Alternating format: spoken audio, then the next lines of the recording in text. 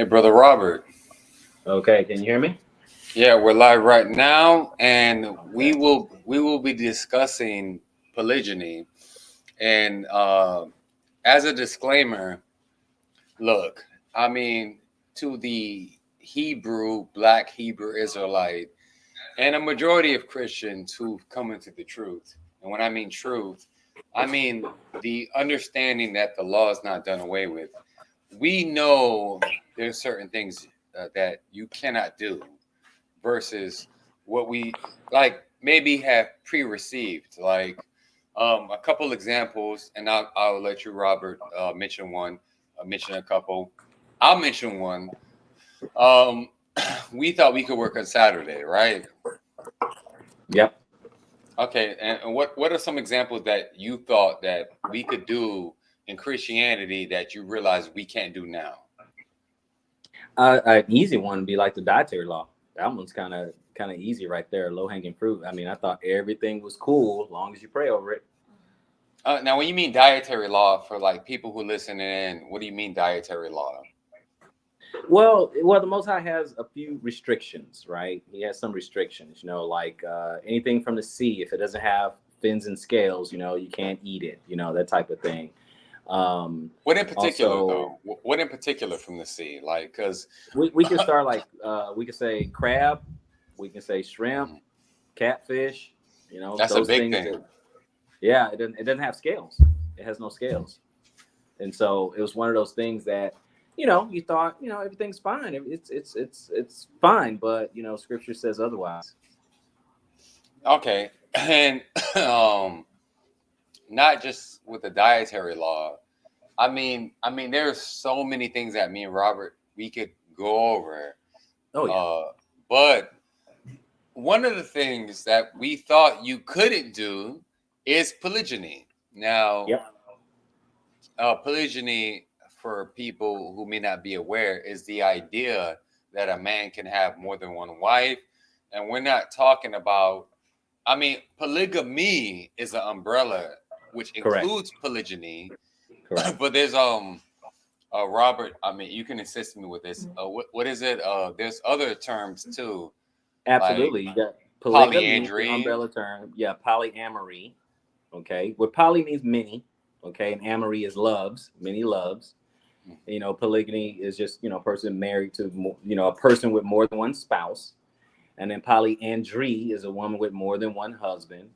And polygyny, which is the only one found in the Bible, is a man with more than one wife. So there's a lot of, and then of course they get into a lot of sub topics, subcategories, triads and open triads and closed triad and all that stuff and swapping, and it has a whole menu of other things in there. But we're only dealing with one, which is polygyny. Yeah, and so we want to make clear, not just for anybody who may be tuning in now, but anybody who may tune in later and listen to this lesson. Um, we encourage you to, because we might be paraphrasing particular scriptures, so we Sure. encourage you not to only go back and read these scriptures, but we also encourage you to also, like, for example, uh, there are certain things that we talk about, and we're encouraging you to understand like a baseline. So what I mean by that is, this study is for people who already understand that the law is not done away with. So if Correct. if you go to church every Sunday, a lot of stuff that me and Robert are going to talk about, you're going to think we're crazy. But you have to understand that we're operating from a perspective of the law not being done away with. So to you, it may sound strange, but keep in mind that me and Robert are speaking from a perspective where we are operating from the capacity that the law, and when I say law, I mean the like the Torah, first five books of the Correct. Bible, Correct. that is not done away with. Correct. Now you still have to do those things. Mm-hmm. And if you think that you don't have to do those things, like what Robert was saying, like you can't eat crab, then you're not going to understand what we're talking about. You're going to think we're out of Right. our minds. Correct. So, I mean, I don't know. I mean, Lord's willing, maybe we will talk about that one day. I don't know. It's not something that's kind of pressing on my spirit as of this point, but as of right now, like if you don't understand that, then you're not gonna understand this. And I would say you can listen to this conversation, Mm-hmm. but at the same time, I would say that like, damn, maybe you shouldn't, because it's just gonna confuse you. I don't know if that makes sense. It's possible. It's possible that it could confuse someone, especially well, if this is the first. I wouldn't recommend this as being like the first lesson of someone coming into the truth of scriptures, because they would be like, whoa, what are they talking about? You know, like whoa, Hmm. time out. So yeah, this is not a good first lesson slash discussion for a brand new person. So we put the disclaimer out there. So if you are brand new and you know you've never heard anything contrary to what you've heard on Sunday, you know this is not going to make a whole lot of sense to you. But if you're not brand new and you do have a little bit of an understanding, then I encourage you to keep listening in. But you know if you're new, just stay in the background because it's going to be kind of a doozy. Final thing. The reason. Now, I'm gonna state my reason, and I'm gonna let Robert state his reason. Mm-hmm. Um, the reason. Now, you might say polygyny. The title of this is "Polygyny is a Sin Refuted." So, by that title, we're asking, is polygyny a sin? And we're saying that it's refuted. So we're Correct. saying we're refuting the idea that it's a sin. How can we do this? Now, for me, the only reason why I'm talking about this is because there's another topic I want to talk about, um, which me and Robert are going to get to, Sure. which is biblical marriage, and can a woman divorce her husband? It is my belief that a woman can't. Now, you may say that's the thing I want to hear, but it came to my belief that you will not understand that subject unless you understand that polygyny is not a sin. Right. I don't know if you want to add anything else to that, Robert. No. I agree with you. I think this would be more of a foundation.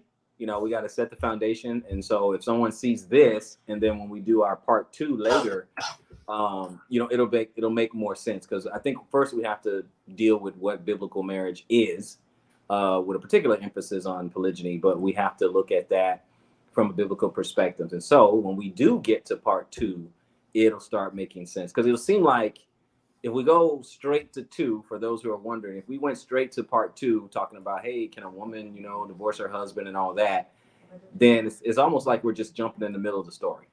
We're jumping in, we're jumping straight to ending a marriage, and we haven't even established what a marriage is, biblically anyway. So I think that makes sense. And then, of course, when you're just saying, the reason why, for me, the reason why would be false conviction. Sometimes we work on the assumption that we're wrong about something and we may not be wrong about something, or we may think that we're right about something and we may not be right about something. It's kind of like when Paul wrote, and I'm paraphrasing, but he was just saying that, I was alive once and then the law came and then I died.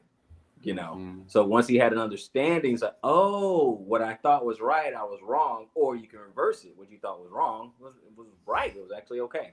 So that's really one of my reasons why here for this particular lesson and discussion.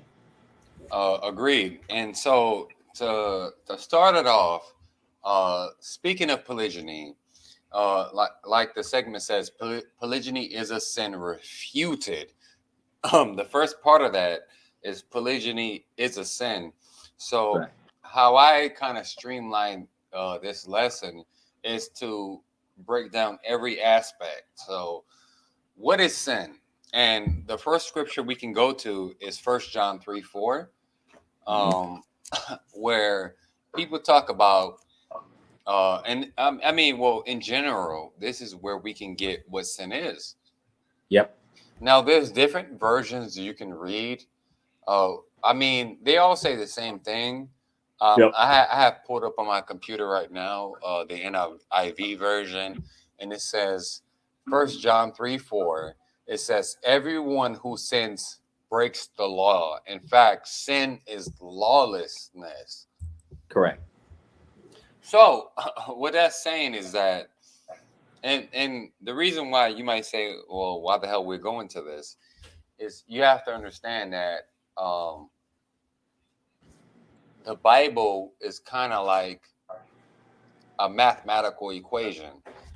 And if you remember, when we used to go to school, like, if you didn't know the equation or the formula, you couldn't solve the problem a lot of Correct. times. And so, to solve is polygyny a sin, we need like a basic formula to build on. And so the first thing is, well, what is sin? And sin is a Correct. breaking of the law. Now, when you Correct. say what law, I mean, it's the first 5 books of the Bible. And I want to stress that because this is going to play an important part in the future, because I have heard people mention that the law is the whole. I mean, Robert, I mean, I want you to give your input on this as well. I've heard myself that people have said that the law is the entire Old Testament. Right. Right. I've heard that as well. Sometimes people will slyly give you a few breadcrumbs of scripture or law, and then walk you out of the Torah and into the prophets, and still have you think, oh well, that's whatever the prophet says here or there is also the law. And you're like, no, no. Once you leave the first 5 books, you're out into the writings or the prophets, or of course you can go to New Testament as well. But yeah, I think sometimes people will slow walk you right out of the Torah.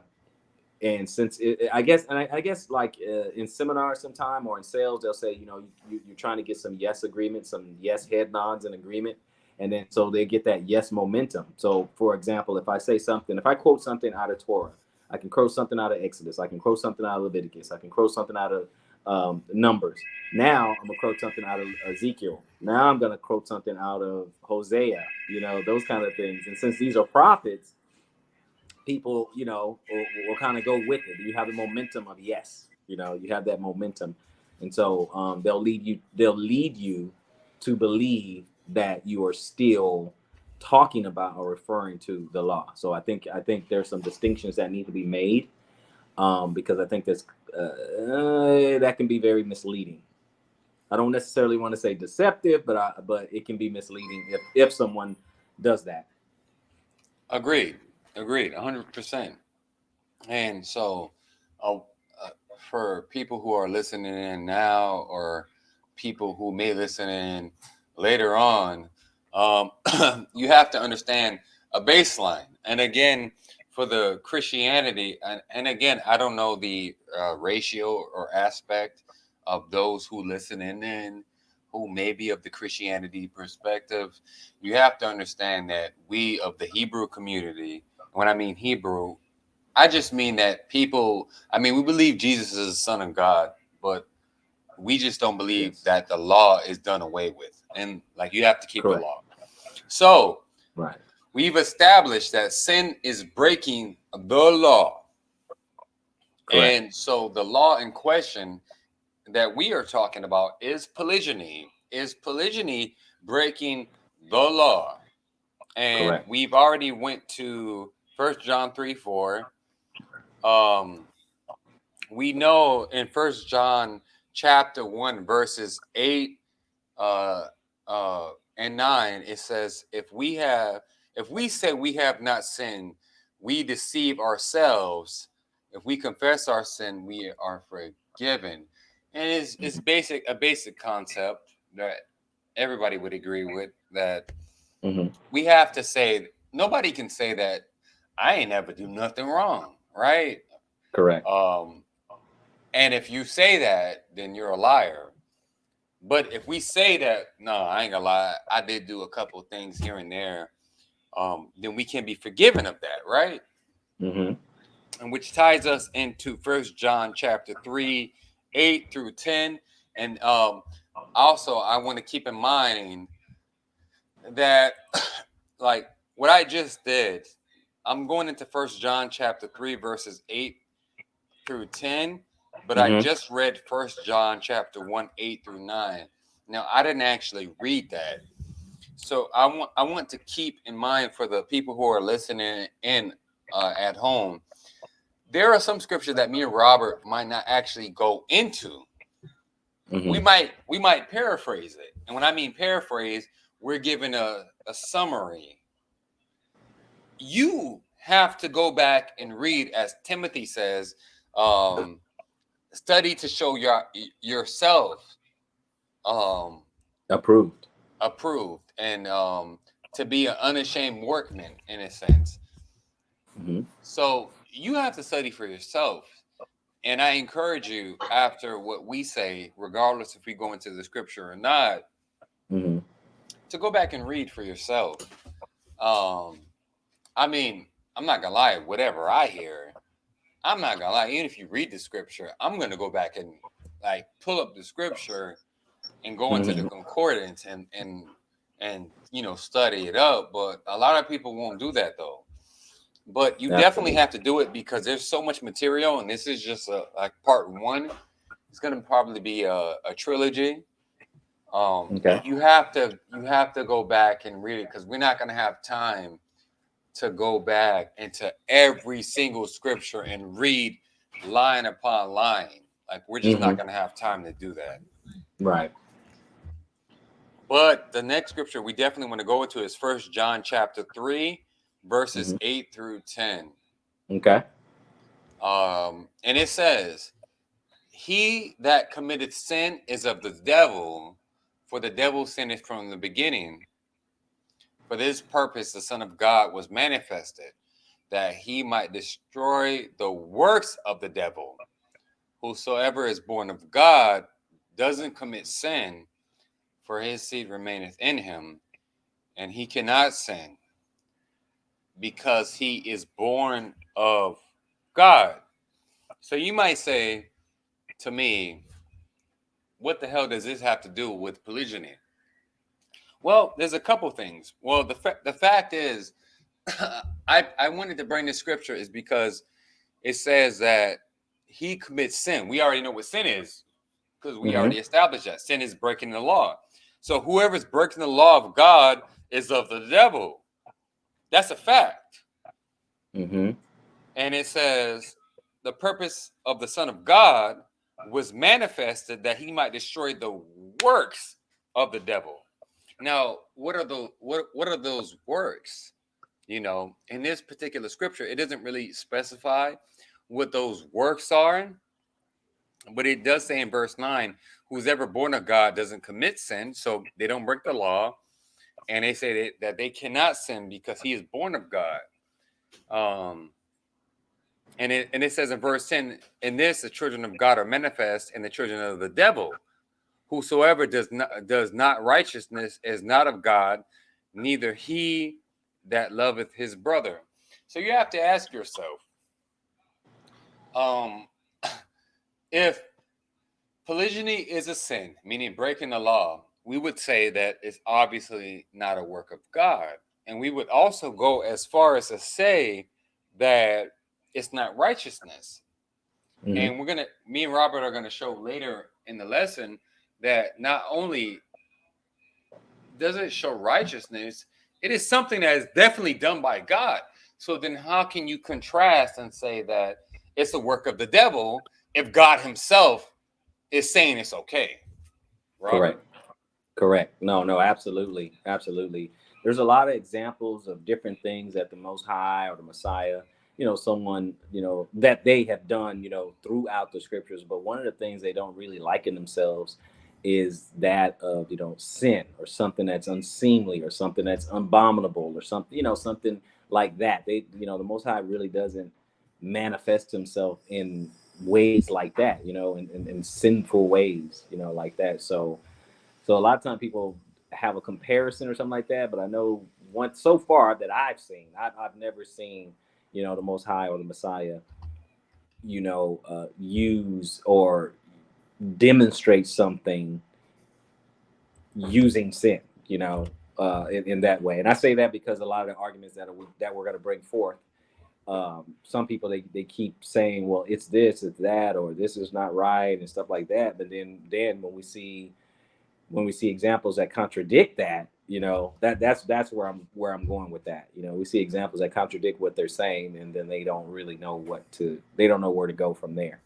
So I'm just like, no, then it must not be wrong. You know, it must not be wrong if he's doing it or if he's sanctioning it, or, you know.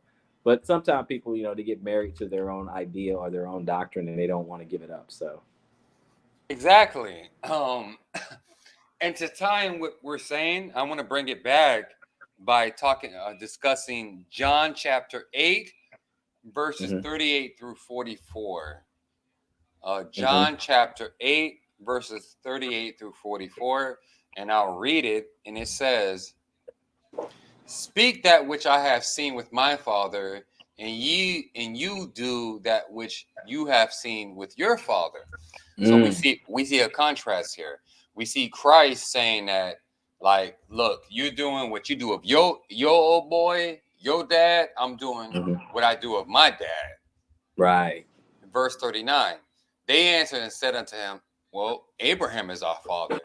Jesus Mm-hmm. say unto him, if you were Abraham's children, you would do the works of Ah, Abraham.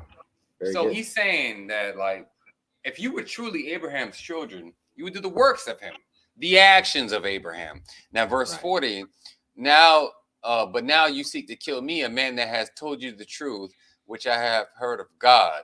This did not Abraham. This is not what Abraham did. Right. You do the deeds of your father. Then they said to him, we be not born of fornication. We have one father, even God. Jesus said unto them, if God were your father, you would love me. For I proceeded forth and came from God, neither I came of myself, but sent me. But why do you not understand my speech? Even because you cannot understand, you cannot hear my word. Mm-hmm. You are of your father, the devil, and the lust of your father you will do. He was a murderer from the beginning and abode not in the truth, because there is no truth in him. When he speaketh a lie, he speaketh of his own, for he is a liar and the father of it.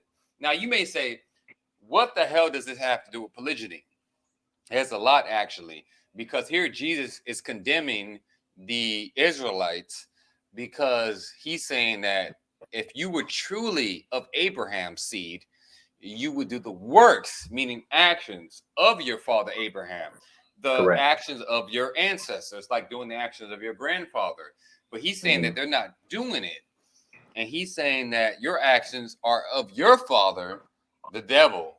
So now, Abraham was a man who had more than one wife. Correct. He had Sarah and Hagar. Correct. And before we even dissect this and get into all but he only had her because of this and that, the fact is, he had more than one wife. And Correct. yet, Jesus is comparing Abraham's action as a righteous act, saying that, like, if you believed and you were like a righteous person, you would do the same actions as Abraham, a man who was polygynous. And yet, Correct. you would condemn the very action of being polygynous and say it's like damnation or sin. Yet, Abraham, in this context, Jesus is comparing as a righteous act. Mm. Yep. And, you know, it's something that we have to break down, because before I even went to the scripture, even as I was going to the scripture, it probably made no sense why I was going here. But when you break it down like that, you start realizing, like, yeah, damn, that's true. Like, I mean, you would do the works of Abraham. What is Yep. Abraham's work? This man was a polygynist. So, okay, so if I want to be doing the works of Abraham, technically one of the works he did was having more than one wife. That's a reality, whether you like it or not. Correct. If we introduce Genesis 25 verse 6, we see that it says, "But unto the sons of the concubines with an S, which Abraham had, he gave gifts." So they said concubines plural. Yeah, and that's in 25:26. And then of course it talks about in First Chronicle 1:32, it says, "Now the son of Keturah, Abraham's concubine," that kind of thing. So we talk a lot about Sarah and Hagar, but Keturah and the other concubines, plural, no one mentions. But this, and I only bring it up because this is one of the works of Abraham. Yeah, that is one of the works of Abraham, which a lot of people, it's funny to me that people just bring up the fact that, oh, Abraham, he was going to sacrifice Isaac. That's Abraham's work. Yeah, Abraham also had multiple wives, though. No, but that's because of Sarah. Well, I mean, that argument is crazy to me because it's like he still did it though. Like, would you say to a man, like, well, I was lonely and my wife wasn't giving me none, so I started talking to a transgender? You would be like, brother, you're in sin. You would condemn the action. You would never make an excuse for it. Right. But with Abraham, you make an excuse for his action. Oh, Sarah couldn't get pregnant. Right. But the question remains, did he sin? That's the question. Did he sin? Did he break the law? Well, there is no law written saying that a man can't have more than one wife. But there are laws mentioned that says a man can't be with another man, though. Yep. Exactly. That's what I'm saying. So they can make all the excuses, that they want, but the $1 million question is, was he wrong? They say, oh, well, that's just because of Sarah. Okay, I grant you that. Okay. I mean, his wife told him, take Hagar, take my handmaid. Okay, I get it. No argument. Did he sin? Yeah, he did it. Which it's taking us to another baseline, which I want to establish. We already established that the law or sin, for example, is somebody breaking the law of God. And I want people to understand that they have to be committed into whatever they believe. Not just as this particular subject. So I want to go to Revelation 3:15, and I'm going to paraphrase it. So I encourage you to read it, but it's basically regarding being lukewarm. It's talking about what Jesus says, I would prefer if you were hot or cold, but you come to me lukewarm. So because of that, I'll spew you out my mouth. Right. And I mean, there's not really a big breakdown that you could break this down in many ways, but I want you to establish in your mind that that's how you have to approach scripture. Not hot, black and white. Not either hot or cold. Like you have to pick a side. You can't be in the middle of this. Either you're gonna say polygyny is a sin, or you're gonna say it's not a sin. But you can't say, it's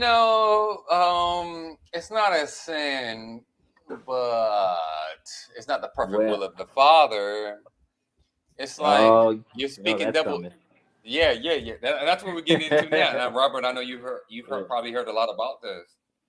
Oh my goodness! I mean, we did a show. Man, had to be about a little more than 5 years or whatever, and I was just going over all of the excuses, all the clapbacks. And that's one of them. The one you just said, well, it's not the perfect will of the Father and all that. And I'm like, oh my goodness, because it just doesn't make sense. The perfect will. Okay, great. Perfect will is that we're not supposed to die. Perfect will is that we're not supposed to sin. Perfect will is that we're supposed to be naked and farmers. Perfect. It's a whole lot of things. I mean, I don't understand. I just don't understand what I mean. Perfect will is that we're originally we didn't eat meat. So my point is, a whole lot has changed since then. We're so far away from the perfect will. It's not even funny. Now I understand that we have free will, and that's why we have what we have today, because you have a lot of people exercising their free will, starting with, you know, Adam and Eve, you know, exercising their free will. So this whole argument about the perfect will, well, you're going to have a whole lot, that's just going to open up a whole mess of questions, a whole plethora of other questions of what was the perfect will. You know, that's all it is. I mean, I don't personally, I don't think it's a defense at all, because if you pose that, then you need to address all the other things that are not the perfect will, not just this whole idea of polygyny. You got to address everything. Why are you wearing clothes? Why are you not on the farm? Why are you eating meat? You know, that didn't come in until after Noah left the ark. You know, why, you know, so many things. It's just so many things, you know. And I mean, I had arguments of that, arguments of, you know, this is not right. And oh my gosh. And then we're going to, and there's some other ones we're going to get into as we go. I don't want to jump ahead, but go ahead, brother. Now, a big thing that I've heard is that the only women who accept polygyny, like, and we're gonna get into that because I don't even think, like I said, I don't want to get ahead of myself, but some people are under the impression that if you want to take a second wife, your first wife has to be okay with it, which we're going to address a little later. But okay, even the women that do that, mm-hmm. they make the claim that, well, they only accept it is because that's how they was before. And you may say, well, what do you mean by that? And well, some people say that those women who would let their husband take a second wife were whorish before they gave their life to Christ. Like, they kind of had that mindset, like that pimp mindset, like, dang, Right. you know, he could do whatever he want to do, you know. And when they gave their life to Christ, because they had that mindset, that's the reason why they're okay. And my argument would be Sarah, Rachel, Leah, Abigail, and Achinoam. Did they have that mindset before, you know, serving God? Of course, you would say, no, they didn't. But you would say that women nowadays, they have this whorish mindset. Like, they were whores before, and that's the only reason why they are accepting of their husband taking a second wife. Wow. It's just a false equivalent. I think people, when they don't meet the requirement, you know, and I don't, I can totally go somewhere else with it, but I'm gonna refrain from going somewhere else with it. When someone, I think, goes back to a quote I heard many years ago, and it says that people don't judge others as they are; they judge others, you know, as we are, right? And so, because they feel like, oh, they were utterly rejected, oh, I refuse, and that couldn't happen to me, and all that other stuff. So they're judging other people. We're like, wait a minute. So a person who's not like me, then it must be. And then, of course, they're going to generalize, or, you know, put them down, or, you know, oh, then they were just a bunch of harlots, and kind of doing, they'll say things like, oh, this person has low self-esteem, or they don't know any better, or, you know, all these things that just, you know, really makes no sense at all. But again, in order for them to justify it in their mind, to get to for things to make sense from their own perspective, they have to do that. You have to say this and put other people down. They have to put themselves above someone else.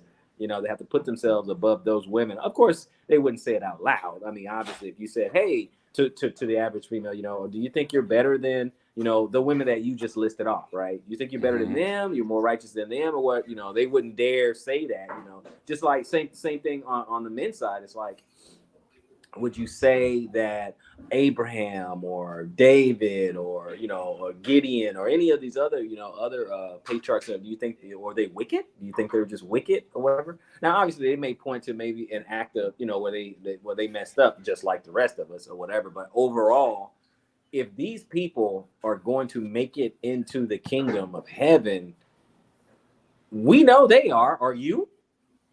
And I'm talking about the same, I mean, it's like, we're talking about the same people who they're putting down, you know, who they're kind of slyly bashing, you know what I'm saying? So these same people who you have a railing accusation, the same people who you say, oh well, they did this, oh well, they sinned and did that. Okay, I grant you that. But we know they're getting in. What about you? So my question is, are you more righteous than they are? So you cannot just bring into question everything that they've done. Let's bring into question everything you've done. And at the end of the day, when we're done with that, they're getting in. We're not sure if you're getting in. You see? So I think they need to approach that with caution. Yeah, exactly. And even there's like a confusion in the community where I've heard that polygyny is only accepted because of the cultural standpoint or the Mm-hmm. culture in general behind polygyny. And Okay. I've heard two things mentioned that I want to address. I've heard Mm-hmm. mentioned the Nubian text and the Hammurabi Code brought up to understand the culture. Now, Mm-hmm. for the viewers out there who may say, what the hell is the Hammurabi Code? It's a collection of 282 laws inscribed in an upright pillar. Now, you have to keep Mm-hmm. in mind that Hammurabi himself was a Mesopotamian king who ruled the Babylonian Empire, and the god he worshiped multiple gods, Okay. and one of them in particular was Marduk.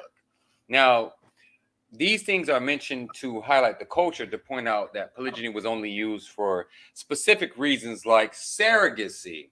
That's a big thing that I've heard as Right. well, especially in the case when the wife can't have children. They even say Right. that the surrogate mother is not even the wife. Like a great example of that, which I'm also against, by the way, and that's Mm-hmm. another subject, will be like Kim and Kanye. Like Kim Okay. and Kanye had a child, and they use a surrogate mother to carry Mm-hmm. the child. Some people Okay. think that's okay. Like I said, I'm not going to mention it here. Different Uh, subject. Different subject. but uh, according to the Bible, I mean, the child you have has to be your wife. Like you can only have a Mm-hmm. child with a woman who's your wife. Mm-hmm. But through the usage of technology, signs, people are able to get around that. You Mm-hmm. know, Yeah. now Hagar is a great example. She was kind of used for surrogacy, but she was indeed called a wife. And Yeah. if she had not become one, the action that would have been committed was fornication. Correct. Like Hagar was called Abraham's wife. That's a fact. Yes. Yeah. She was a wife. She was a wife. Yeah, Definitely. she couldn't like somehow be with Abraham and still have his child and not be his wife, which is what we can do now through the usage of technology. Now, Exactly. so my question then will come: what's the reason of bringing up the Hammurabi Code? And I would say nothing.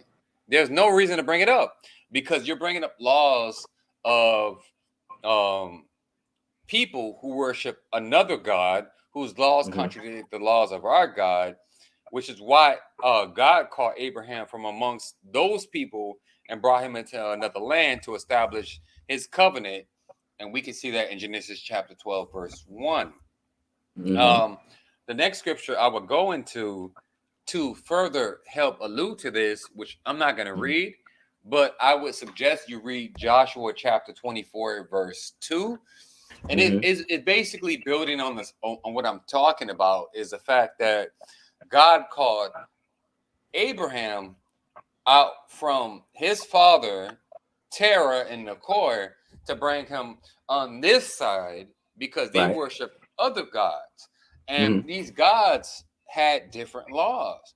So some people try to quote like the actions or laws of other gods to bring up the case for polygyny. Like if you can do it, you have to do it under this circumstance. But it's like, yo, No. what the hell are you quoting? You feel me? Yeah. Yeah. I have no idea that, well, one, just to circle back just two steps is I would add that, well, Hagar was not a baby mama.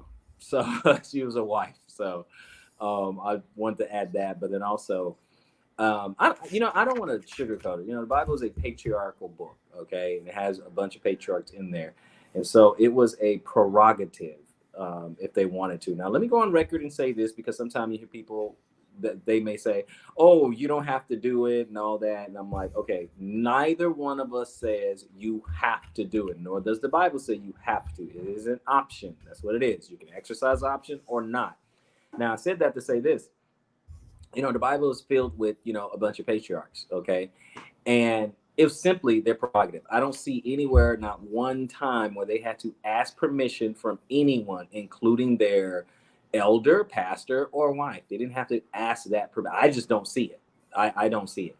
Um, if someone was being vetted, they're like, okay, do you think this is a good person? Blah, blah, blah, and all that. But for the most, no, I don't see anywhere where anyone had to ask for permission, because it is a patriarchal type book. And I think a lot of time people look at things from the lens from a Western or modern mindset. And I think that's a great mistake, because then if we do so, we will not be able to understand the culture. We will not be able to understand what they did. We won't understand their custom, things like that. I mean, you're talking about men who are traditional. We're talking about women who are traditional. And I don't know if we'll get into it, but again, like when Israel went off to war, okay. If a man, of course, and I'm paraphrasing, but if a man saw a woman whom he desired or whatever, he would take her as a wife. Now obviously I'm just paraphrasing. I know if she's a war bride, you take her as a wife. You take her home, pare her nails, cut her hair, let her mourn for 30 days and all that. But anyway, my point is, still there was no permission sought. It was just, hey, you saw her, you desired her, there you go, you can make her a wife, that kind of thing. And this is just in the scripture. And again, I just wanted to bring up the fact that it's a patriarchal book, and you're gonna have people who will come against you, or this idea of really coming against the scripture, because really neither one of us wrote it, so they're really just coming against what the scripture is saying. Yeah. But they're gonna come against it, and they're gonna bring all these scenarios, and they're gonna say, well, what about this? What about that? Or it's under these grounds, under these rules, or you got to be super rich, or you got to be. It's going to be something, but they cannot prove it in scripture. Go ahead, bro. Yeah. It's always because there are two groups of thought. There are those who say you cannot do it under any circumstance, but then there's a group who's a little bit more learned, and they say they realize that they can't speak against it, but they say, Right. all right, you could do this, but under these particular reasons. Right. Like, for example, one of the big reasons I wrote down in my notes is surrogacy. Like, well, it was only done with Abraham because Sarah couldn't have a child because she was too old. Now, can you imagine if the conversation had been different? Like, imagine if Sarah said, hey, Abraham, I think the problem is not with me. I think it's with you. And so I need to get another man to give me seed. And by the way, I'm not going to mention any names, but there was a man on this show. Again, I'm not mentioning any names, who said that very same thing to me. He said that if the woman cannot get pregnant and it's because of the man, that she's allowed to get impregnated by another man. Now, that is insane. That wouldn't be polyandry, which is having more than one wife. That would be polygyny. I'm sorry. That would be polyandry. And that action is clearly condemned as adultery in the Bible. We all know that. But the fact that this person, and you might say, why are you teaching this? This is why, because sometimes when you try to justify the teaching of something that is allowed in the Bible, sometimes you'll go so far to the left that you'll start teaching crazy stuff. Like what I just mentioned, like, oh man, if he can't get her pregnant, then she can get another man to get her pregnant. And you'll start rationalizing it like it's true, because you're trying so hard to teach against, like, for example, in this case, that polygyny is a sin. Yeah, exactly. I agree. That, and first of all, I didn't know you were going to even say that. That's just absolutely insane. That is insane. well, since to tell your husband, well, since you can't give me seed, let me just go somewhere else. That is, wow, that's just insane. And I know some people are watching, they're thinking, they're like, wait a minute, but but a man can do it, if his wife can't, and he can just go somewhere else and all that. Okay, but that's okay in the Bible, and he's making her a wife, but it's not okay for a woman to do it. What do you want me to say? What do you want from me? One is okay, and the other one is not okay. So that's just insane. That's just insane. Exactly. Now, what I want to do now, and again, was time limited, so this is definitely going to be a two-parter. Sure. But because there's so many things that it needs to be covered, but I want to go with scriptures that are used against polygyny. There's a Let's go get it. lot of scriptures that people would use to say, "Oh, you can't be polygynous because of this scripture or that scripture." Um, and so I'm trying to do my best Okay. to. Me and Robert are trying to do our best to address every one of them. Sure. Again, this is part one. Um, we're not going to get to everyone in this part, so stay tuned for part two. But I want you to keep in mind that there is an agenda. Now, I'm not going to sit here and say that they're doing it purposely because I don't know if they're doing it purposely. But sometimes when you hear certain scriptures mentioned, you do think, like, what the hell does that have to do with polygyny? Correct. Like, and you start thinking, like, are you doing this purposely? Like, are you trying to manipulate me? You start feeling like that. Some people Mm-hmm. are doing that, some people aren't. But I will say that people will cherry pick certain scriptures and certain words from those scriptures to indoctrinate you and manipulate you into believing their teaching. And so you have to be Sure. careful. Right. And I'm going to start calling out scriptures that you're going to see has nothing to do with polygyny, yet I hear anti-polygynists bringing this up all the time. Mm-hmm. And I always find, like, what the hell, why the hell did you go here? Like, the first scripture I'm Right. going to go to is Genesis chapter 2 verse 18. Mm-hmm. And again, some of these scriptures I'm not going to go into detail and read.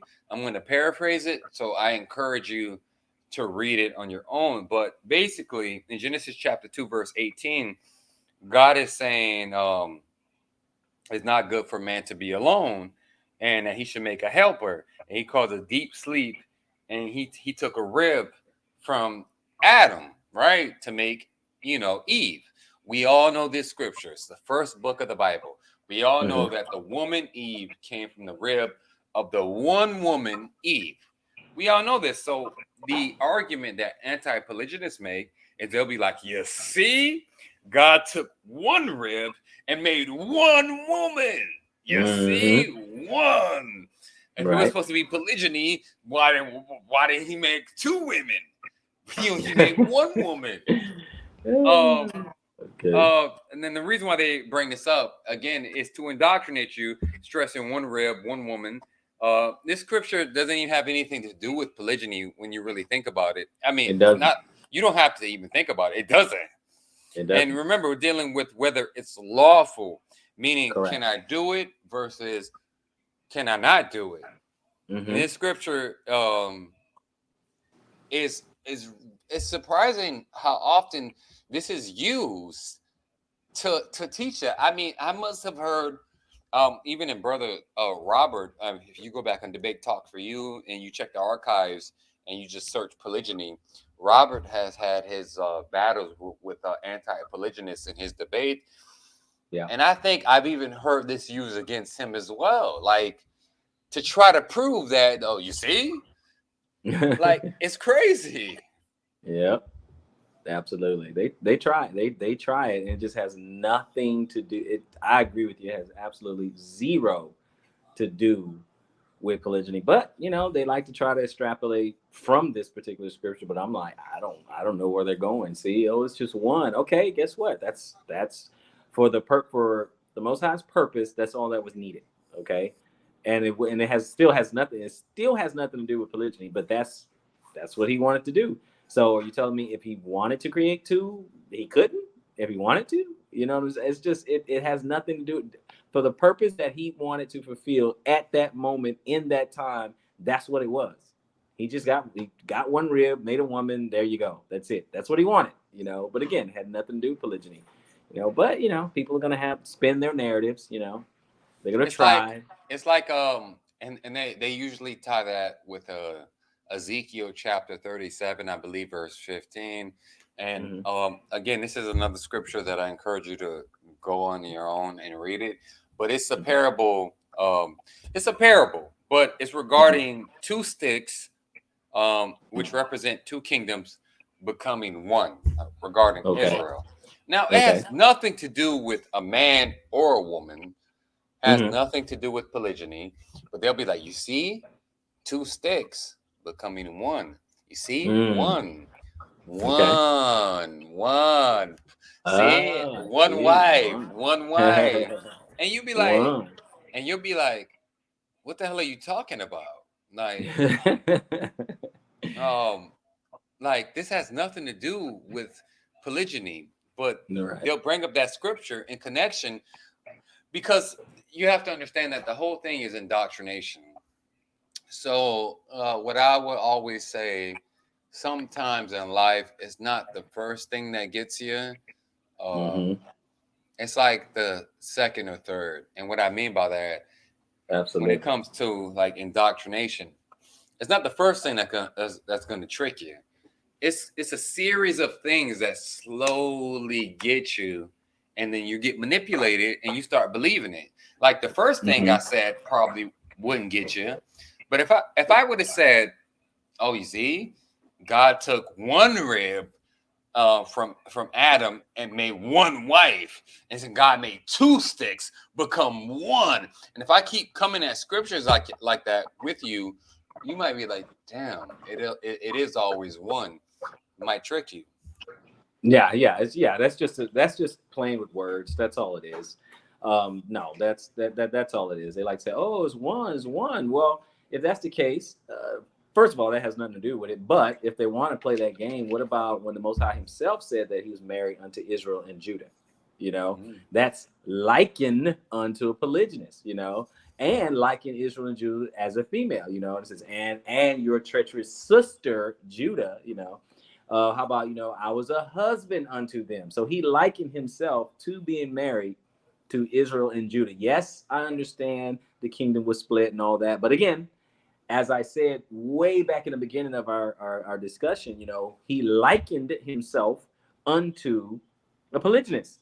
Even in the New Testament with the 10 virgins, five foolish, five wise, it's still Yeah. likened unto a polygynist, still likened unto this. So why would he compare himself to something that's so bad, so sinful, so abominable? Why do that when he could just use a good example? When they in Ruth, what they do? What chapter 4? They gave them the Boaz and Ruth. They gave them the blessings of Rachel and Leah. Why give them the blessing? Why not give them the blessing of Isaac? Isaac only had Rebecca, so use that blessing. I don't. That's what I don't get. I don't understand why they would use those type of arguments when the Most High Himself or the Mashiach likened themselves unto polygynists. So, Yeah, I agree 100%. That's like, I mean, at that point, yeah, I think you could counter them and say, "Oh, okay, well, show me in the Bible where the Most High said He had a husband." yeah, You can't exactly. show me. You can't show me that, Yeah, because that would be homosexuality, which is a correct, sin, which is correct. breaking the law, which is what we Hmm. established that God clearly is against. And if Right. God was so clearly against polygyny, then Yep. why would He liken it, like you said? Why would He liken Himself to such a sinful act? Exactly. Why? It doesn't make Why would sense. It would be like God saying, "Hear thou Israel, I have eaten the swine of the pig." It's like you Mm-hmm. you be kind of shocked, like, what? Thank you. Good example. You're like, what? What? God, you ate swine? Even Yep. though you would say, well, he didn't literally eat the swine, he's being symbolic, but it's just the E- fact that why would he exactly. say that Why would he say that? when we Exactly. know we're Why not would he supposed to say eat that? swine? Yeah, bad example. Exactly. That would be a bad example to teachers. That would totally confuse us. Like, wait a minute, why would you?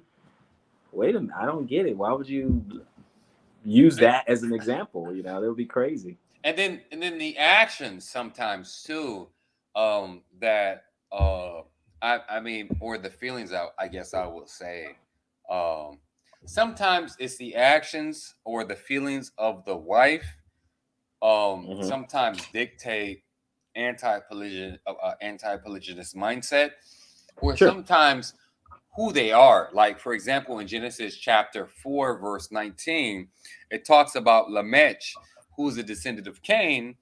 Correct. And he's the first man, actually, by the way, for the listening Mm, audience, to be mentioned with multiple wives, right. Ada and Zilich. And now, Mm-hmm. anti-polygynists, they will say that, you see, polygyny is bad because he came from Cain. Cain killed Abel, Yep. so polygyny must be Yep. bad. And Uh, first off, what does that have to do with having more than one wife? I have no idea. Nothing. It got nothing Yeah. to do with polygyny. It doesn't speak against it. It doesn't. It doesn't speak He for it just said he or had against two. it. That's it. That's it. Yeah. Um, they also say it's proof. A big reason why I've heard is because it's not in the Bible, but it is found in the book of Jasher. Okay. It says that Lamech's wives hated him, and then they say, well, you see, he had multiple wives. In the book of Jasher, it says that he hated them. They hated him. Interesting. And then my thought process is, who cares? I don't care if they hate him. I mean, because those same arguments that can be found in polygyny can be found in monogamy. I mean, there are some women, and it's one man, one woman, and the wife can't stand their husband. Exactly. So what does that say? What I does mean, that say? so that does that mean that that's not her husband? No, that's still Yeah. her husband. It just means she don't like him. And Yeah. that argument. Exactly. So, and we're going to see this further on, that a lot of the arguments that are made up and found in polygynous relationships can also be found in monogamous relationships. It's the same thing. And these That scriptures are cherry picked. yeah, that's my argument as well, brother. It's that when they say that, they try to use a bad example, right? They say, okay, well, why is it every example of polygyny, polygyny, it's bad in the Bible, right? So I use this exact same argument. I said, okay, so if I see a bad example of monogamy, is monogamy off the table now? Okay, let's start with the very first marriage, Adam and Eve. It produced a murderer. So we should Yeah. not get married at all. We not do that because you see, because they say, oh well, one has nothing to do with exactly my point. So when you point out a quote unquote a bad polygynous relationship, it usually has nothing to do with the polygyny at all. Nothing at all. So the same thing. If I say, okay, Adam and Eve, that's monogamy, that's a bad marriage because it produced a murderer. If I go Ananias and Sapphira in the New Testament or whatever, they both got killed. They were married. They both got killed. They both were just, thieves and stuff like that. Monogamy doesn't work. Of course, you'll probably laugh me to scorn because you say, well, that has nothing to do with it. Well, it's the same thing with the examples when they use polygyny. And I would also like to add, give me one rebuke by the Most High or the Messiah or a prophet that says that condemned a man for doing it. Hey, you won't find that. So You I won't find don't. you won't find one example of that. And not only Yeah. that, again, this segment, this part is about, like I said, I'm trying to bring up every scripture that I have found personally of what I've heard an anti-polygynist say. They bring up Mm-hmm. strange scriptures too. Mm-hmm. That it's crazy how they can connect it. Like, I'm not gonna lie, I think it's ingenious how they can do it. But It's like, one clever. scripture, for example, is like First Corinthians chapter 7:23, and Go it's ahead. I'm gonna paraphrase it, but it's talking about how you are bought with a price. Be not you servants of men. And of course, at first glance, you're gonna be like, okay, what the heck does that have to do with polygyny, having more than one wife? Yeah, Now, yeah. people use this scripture and say that, well, you see, it's talking about not being bought with the price. So it's talking about slavery, and like slavery is something that was done in the Old Testament and it was allowed, but it wasn't exactly God's will, like polygyny. Right. And that's how far they'll, I mean, they'll stretch it. And you'll be like, Ooh, that's a damn, reach, man. Oh, that's a reach. like that's ingenious that you took this scripture and you went there. Now, this is a whole nother subject, but I will say this. Like, first off, slavery was God's will, and I would quote that the only example of slavery God didn't, he wasn't profound on, was in Exodus 21:16, which is men stealers, which is an example of what happened to the African community with the European, Right. trade slave. Like, Right. you just randomly going up to a random man and you just grabbing him. Correct. Correct. Now, God doesn't like that, but God had no Correct. problem. I mean, first off, we're even called, it's even said in the Bible that we were bought with a price, with the precious blood of Christ. Right. So we are slaves. But Right. people don't think that deep. But they'll try to say, well, see, we're not supposed to be, God was okay with slavery, but like he was like no, they'll say God wasn't okay with slavery, like polygyny, but it's something he kind of batted an eye with. And it's like they would Mm, never mm, say that with homosexuality, though. right. Right. No, the problem is they don't understand there's two different types of slavery. There's chattel slavery, like man stealing, like you were saying. Children of the diaspora, that is bad, what quote unquote bad slavery, because you were stolen, you just snatched up, ripped from your home, torn, your family torn apart, thrown, put yokes around on your neck and shackles, thrown on a ship, and then you're shipped out into the four corners of the world. Okay, now the Most High did allow that, but that's not the only type of slavery. Obviously, someone could sell themselves back then, could sell themselves into slavery. Yeah. Okay, when it was time for a slave to be released, okay, that slave can choose to stay with his master. And he'll get an awl in his ear, or earring or something. He can choose to stay. Oh, if I love my master. Okay, people, I'm paraphrasing.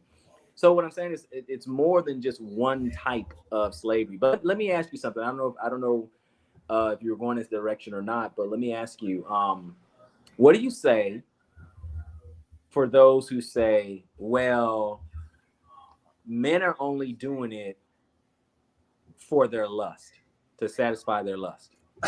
um, well, the funny thing about that is that, yeah, they are doing it for that. I mean, that's the reason Mm-hmm. why they married your butt in the first place. I mean, uh, what confuses me the most is that women actually are under the assumption that a man married them. And I was actually, I'm actually, where do I have that? And I'm actually gonna get into that later. But you know what? We Mm-hmm. can get into it right now. Let me Okay. see. Hold on a second. I want. It was regarding um what anti-polygynists say about that men are only looking out for their own needs, their own Okay. selfish desires, their Okay. lust. Okay.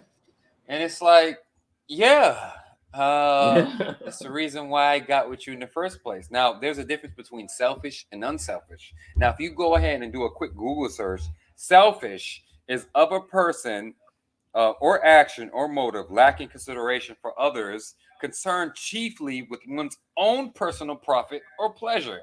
An Mm-hmm. example of this would be in Deuteronomy 21:11, and it's about having captive slaves. So if you go to Deuteronomy 21:11, I'll paraphrase it. In a nutshell, it's Right. basically like if Israel went to fight with the country, Israel won, and now, of the captive slaves, there's a Right. woman of the slaves, and you're like, damn, she fine. Damn, she really fine.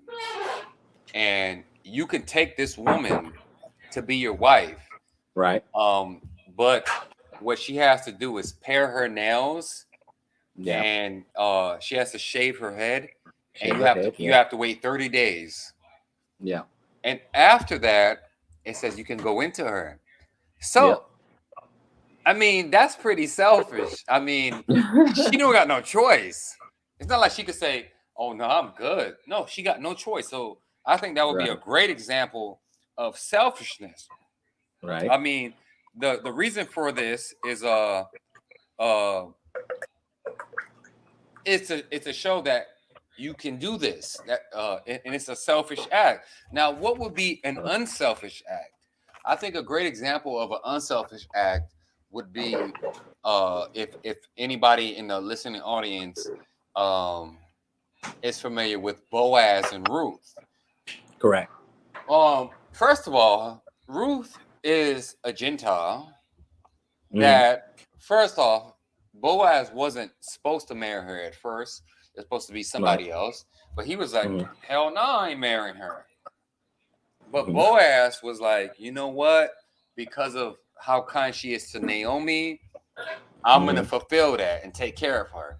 So Right. Boaz's only reason for marrying her was because of the actions of Ruth, and he wanted to help her and assist her and Naomi. That's unselfish by definition. But selfish, by definition, is the act of looking out for your own personal self interest, which is what we Correct. all do when we. Mm-hmm. I've never met a woman, and I'm pretty sure no man who's ever married ever said, "Look at that woman over there. I know she's going through some tough times, and Mm-hmm. you know what? I'm gonna take off her burden." No, you got with her because you like, damn, she fine, she pretty. I want her You're to be my attractive. Yeah. wife. Yeah, it's selfishness. It's your own personal self-interest, your own lust, by the way, which is what Paul said in the book of Romans. He said, I only know what lust is because of the law. And it Yeah. said, thou shalt not covet. And Correct. to covet is to lust. So Correct. you can lust. It's just you can't lust after things that don't belong to you, like that belong Correct. to another man. Correct. Like There's two different things. Yeah. if the woman is like if the woman is obviously married, well, Correct. like the 10th commandment said, thou shalt not covet another man's wife, meaning Mm. you're lusting after another man's wife. So, Mm-hmm. but if she's single, you're free to do that, which is Correct.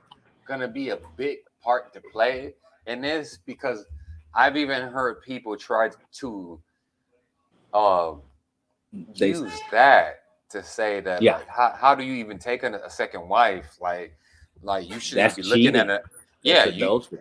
yeah you shouldn't even be looking at another woman if you're already married. Well, then how the hell did I look at you?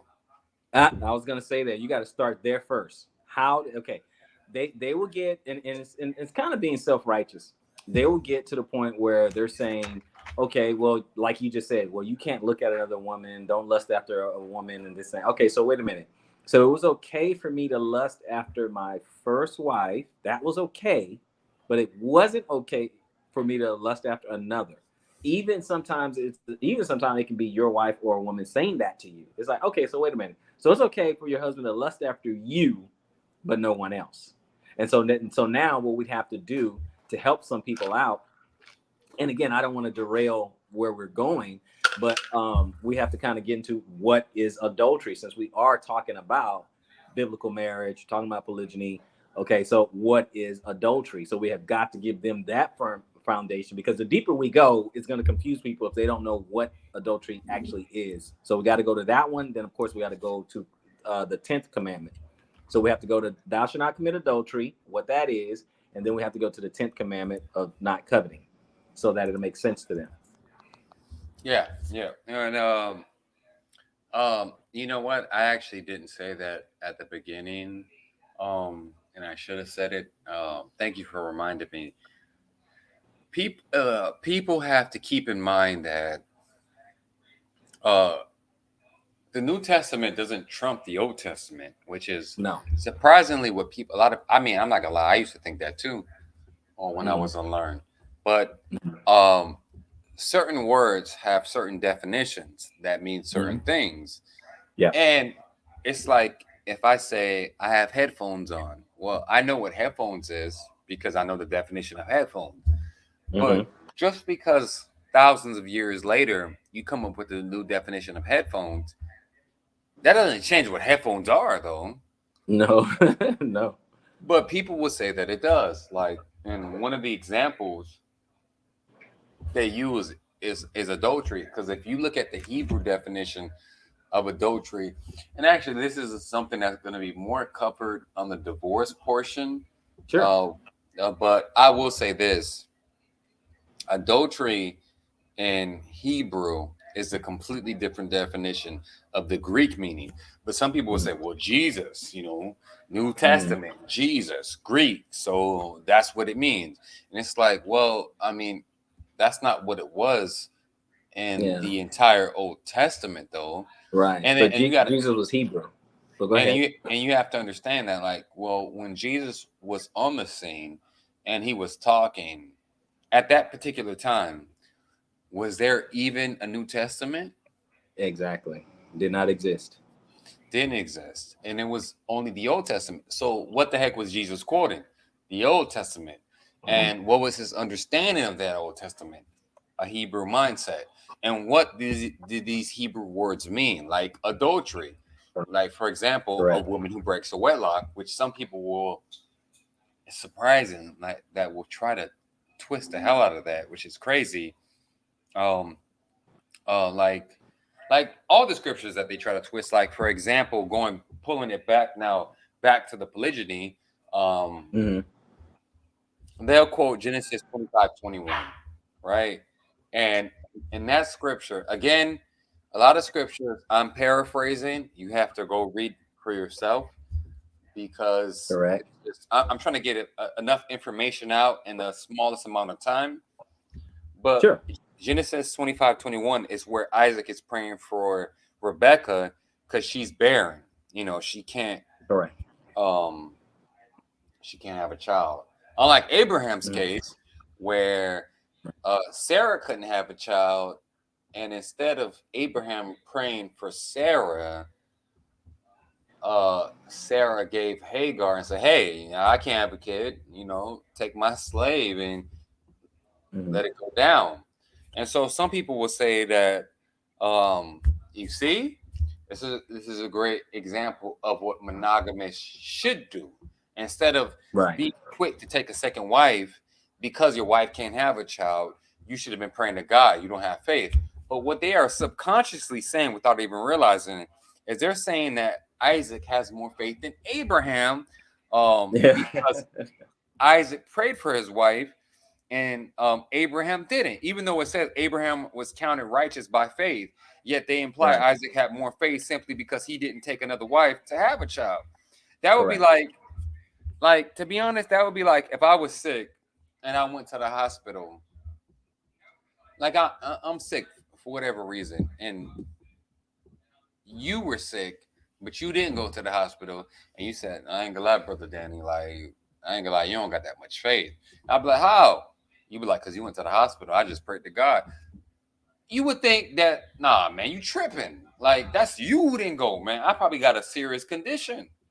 But there are some people who account themselves extra righteous or whatever you want to call it, and they try to put these stigmatisms on you of not having as much faith as you should simply because you do one action or another versus if they don't.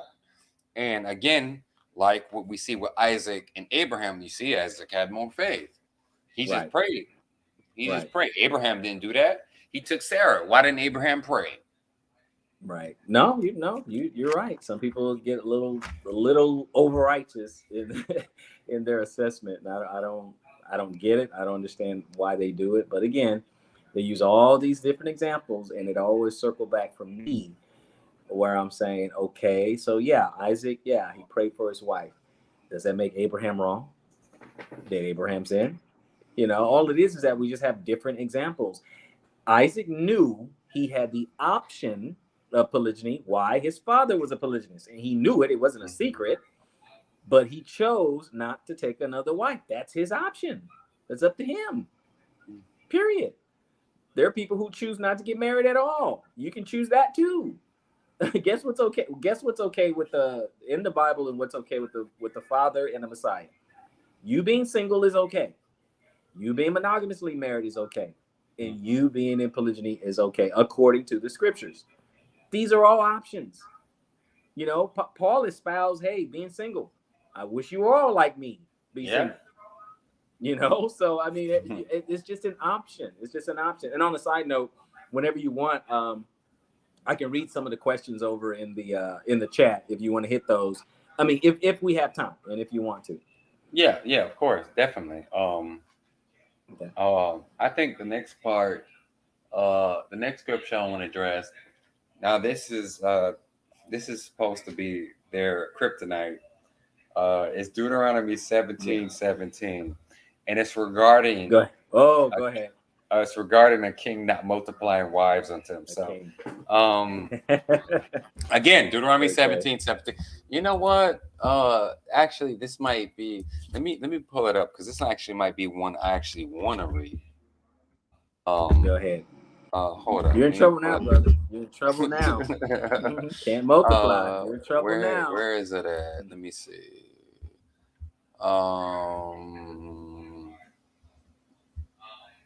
Okay, so Deuteronomy 17:17.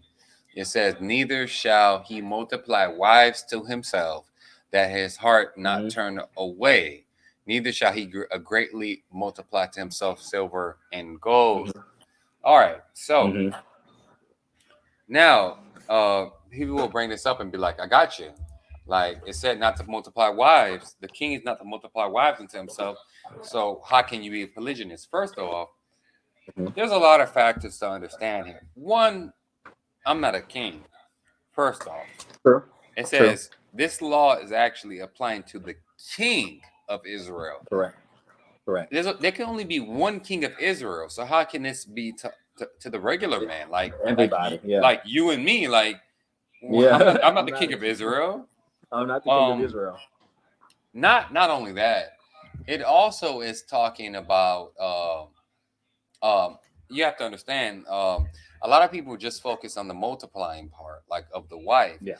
But if you read like the whole thing in context, it also says that the king can't multiply silver and gold, and he can't multiply horses. Correct. So, if by that logic, if you mean multiply, you mean adding more than one. So that means not only can he not have more than one wife, he can't have more than one horse, and he can't have He can't have more than one piece of silver or gold. That's by correct. that logic.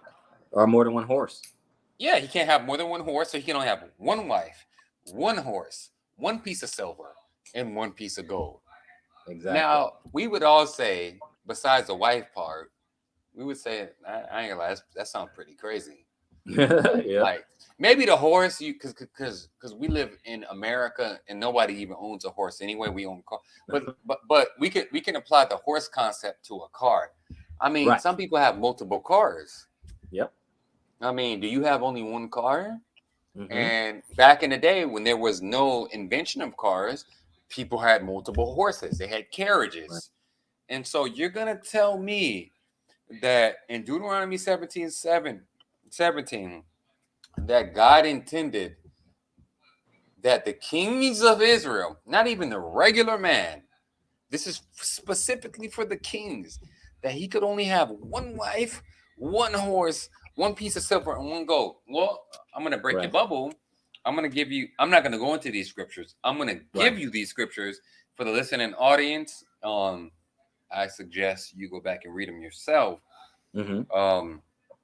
Well, God actually, the kings actually did do this. Well, David in particular did do this. He did this in 2 Samuel chapter 8:4, 2 Samuel chapter 12 verse 30, and 1 Chronicles chapter 3 verse 1 through 9. And those three scriptures are examples of not only him having multiple wives, he's having multiple pieces of silver and gold, and he's having multiple horses. And again, I'll give them one more time. 2 Samuel chapter 8 verse 4, 2 Samuel chapter 12 verse 30, and 1 Chronicles chapter 3 verse 1 through 9. And you have to keep in mind that in 2 Samuel chapter 12, verse 8, God himself said to David that, like, I'm the one who gave you all your wives. And if that wasn't enough, I would have given you more. Yep. So then that means God contradicted himself in Deuteronomy 17:17. Correct. He would have to have contradicted himself.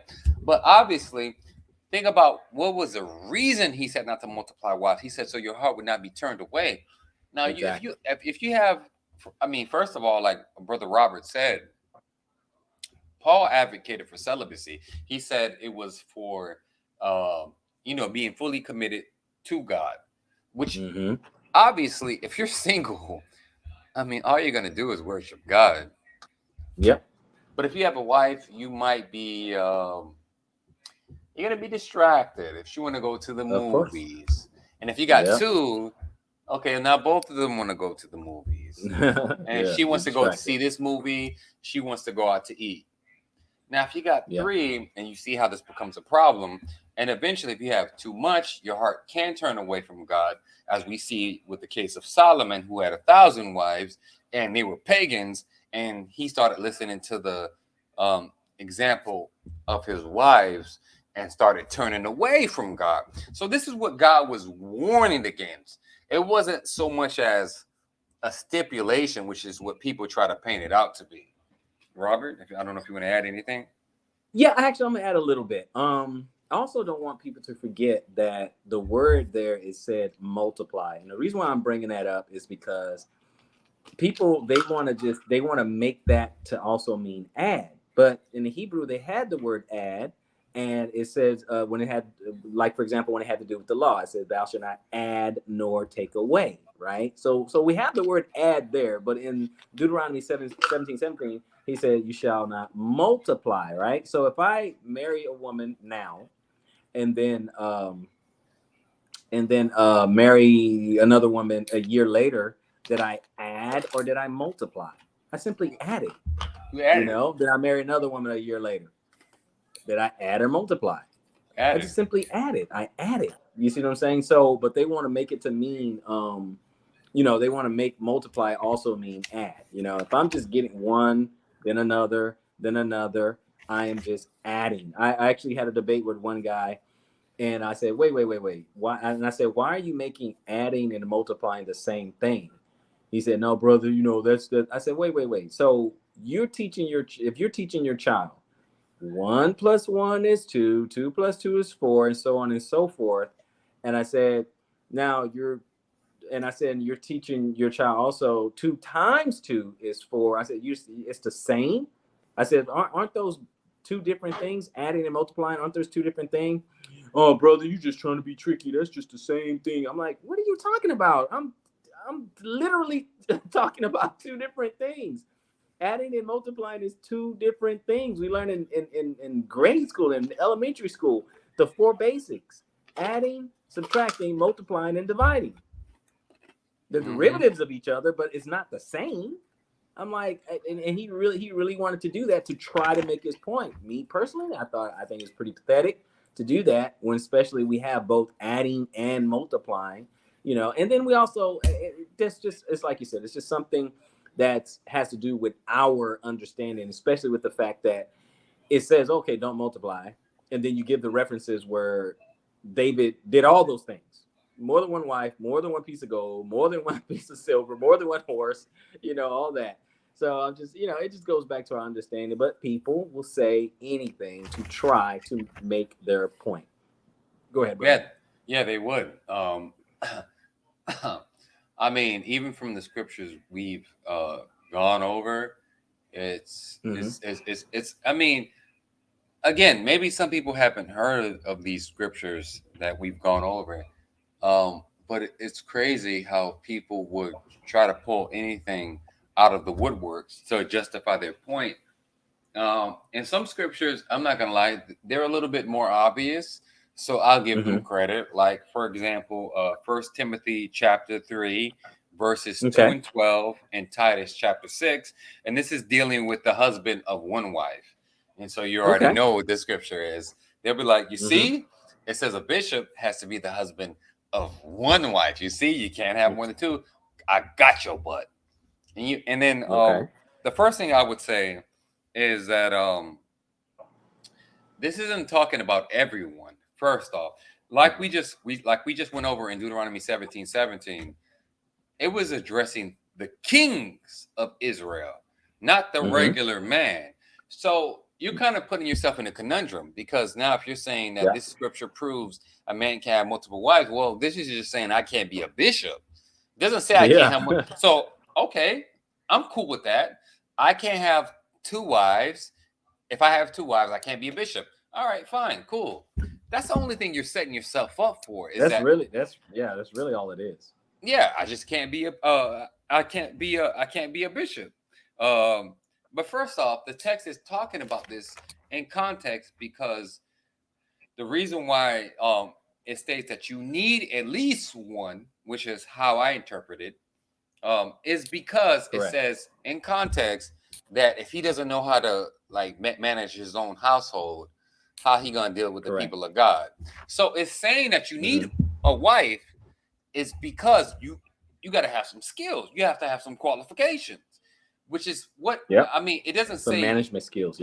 It doesn't say that you can't have more than one. It's saying you at least have to have a wife. We would agree. We would agree. I mean, contextually, we would agree that you can't be single and be a bishop, right? Right or wrong? Correct. Okay, we would agree. We would agree to that. But we can agree on that you can't have more than one wife, because it doesn't say that. But we would agree that I ain't gonna lie, bro. You got to have at least one wife, because it say you got to have one wife. Yeah, and you know it's interesting. It's interesting that you say that. I'm sorry, my camera moved a little bit. It's interesting that you say that, because that Greek word there is mia, the one for one, which could also be rendered as first, right? And it can also be rendered as you said earlier, at least one, right? So you got to have a first wife, or rendered as at least one, right? So that I could say, okay, well, as long as I still have my first wife, whatever they take that to mean, as long as I still have my first wife and I have 5 more or whatever, as long as I still have my first, then okay, cool. Got to be husband of your first wife, or at least one. Now I interpret it as at least one, but that's what I'm saying, because they have a Greek word for the number one, right? And the word, like for example, when it says, and on the first day of the week in the Greek, you see what I'm saying? So they have, and they have words for at least one, and they have words for, only one. It's 2 different words. And Mia is at least one, or first. Yeah. Yeah. And then it's crazy. For argument's sake, let's rock with their way of thinking. Okay. A bishop can't have multiple wives. And you know what? Nobody can have multiple wives. But think about that reasoning. Why would Paul even have to say that? Like why would he even have the need to say that? The obvious common sense would dictate that there are brothers who have more than one. Because if everyone only had one wife, why would Paul even need to say you have to be the husband of one wife? If one wife is the common standard of procedure. Like if one wife is the common norm, why would Paul even need to say that regarding a bishop? Obviously, it's because you got to have at least one in order to be a bishop, not because you can only have one. Because if you can only have one, then that means that Paul is aware that people are having multiple wives, which still proves that polygyny is not a sin and that everybody was doing it. You're on mute, by the way, brother. Okay, there you go. No, you're absolutely correct, brother. Thank you. Absolutely correct. I don't know. I think people are choosing to. I don't know if it's cognitive dissonance. I don't know if there's a personal bias there. I don't know if it's a pet doctrine. I don't know what it is, but it's something that's causing people to just I mean, just twist, warp, and distort, the scriptures, not, I mean, like I said, not one, I mean, I think at least one accusation that says, hey, no, you can't do this, or one dude being condemned for it. I mean, anything, and there's nothing there that condemns. But again, they want to go to these different scriptures. I don't know if you're going to get I to mean, having their own. I don't know if you wanted to go there, or that's another oh yeah, yeah, another yeah, lesson. yeah, But yeah, yeah, they have yeah, that one yeah, too. yeah. We're gonna get there. I Okay. think the big reason is I think polygyny in general is just um, I mean, and it's looked at as sexual perversion. That's the reality. But Correct. my question would Correct. be: is marriage looked at as sexual perversion? I mean, Mm-hmm. it's usually not. It's looked at like, Exactly. oh, soulmates, they're in love. Like we see Right. these Exactly. rom Love, coms, soulmate. Yeah. Family. Yeah. but you don't look at it as sexual perversion. But I think Right. the same concept of polygyny could be looked at as in monogamy. Like, well, Mm-hmm. maybe he just looked at it because he wanted to sleep with somebody, and that's the only reason why he married her. Right. Just like you're saying, he only married a second wife because he just wanted more. He wanted more options. It's the Right. same thing. I mean, he's still only doing it because he wants to sleep with somebody. Just like in monogamy, he only. First off, I would challenge any brother to come on here before you and me and say that is not the only reason why they got married. If they say that before you and me, they're a damn liar.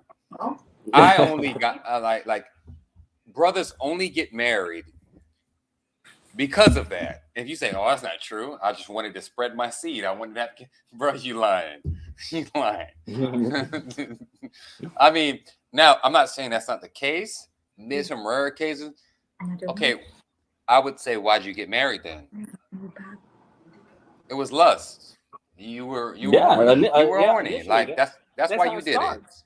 Yeah, that's how it starts. It's called attraction. That's how it Look starts. at Paul. Look at Paul. Paul and John the Baptist. They got to a point where they were evolved, and Paul said straight up, "You should be like me." Like Paul got to a point where he loved Christ so much that he didn't even require it. And what did Paul say? He said, "It is, but if any man can't contain, it is better to marry than to burn or lust." Exactly. Exactly. That's how I felt about it. And you're right. When you have a family and all that, you get distracted because you're concerned about your wife, you're concerned about your kids, you're concerned Yeah, about their future, you're concerned about your legacy, you're concerned about so many other things. So I see why he said that. And again, guys they do think about those things. They consider that. But I agree with you. The first thing there is attraction, right? That's the first thing. There's just like they don't look at a woman and be like, hey, wow, I can wow, see you have a 10 children of. degree. You have a Yeah. degree. Wow, I'm not gonna lie. You have a degree in philosophy. That is quite attractive. That's That pretty is very amazing. attractive. Yeah, That's I a damn know. lie, man. You first of Yeah. all, why'd you even approach her? Is my Yeah, question. She exactly. she she looked pretty. Well, what then we have to Exactly. break down what does pretty mean? Well, pretty means that you find something physically attractive that stimulates your psyche, and that's why you. Yep. It's like we can get That's petty it. with this, but Yes. that's why. And then I would have to question you. Okay, why are you even talking to her? And Yeah. then I'm gonna have to question you and be like, what is it you hope to accomplish with this woman? Oh, I want to be with her. What do you Exactly. mean you want to be What with do you her? mean by that? Yep. You got to What do get you petty. want to do with this woman? Yeah. You want to Why? do something, huh? Like, Yeah. and then we can get like very descriptive and very explicit with it, but that is the causality of what you Yeah. hope to accomplish with this woman. It wasn't Right. just because of her degree in philosophy. It's a damn Right. lie. Right. Yeah. And and then people ascribe to like uh especially with pastors or particular positions, like a good example would be First Peter chapter 5 verse 3.